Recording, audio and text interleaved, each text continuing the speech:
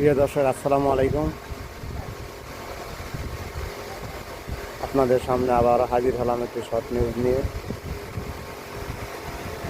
আজকে একটি টক শোতে মাহমুদুর রহমান মান্না সাহেব বলতেছিল, উনি যখন জুলাই সনদ সিগনেচার করে বের হচ্ছিলেন,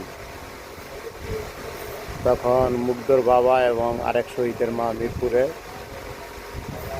তারা নাকি ওনাকে জিজ্ঞেস করেছিল যে আমাদের জন্য যদি আমাদের এই সনদ হয় তাহলে আমরা নাই কেন। কত বড় হৃদয় বিদারক একটা কথা এবং ঘটনা, যা জাতির জন্য খুবই দুঃখজনক।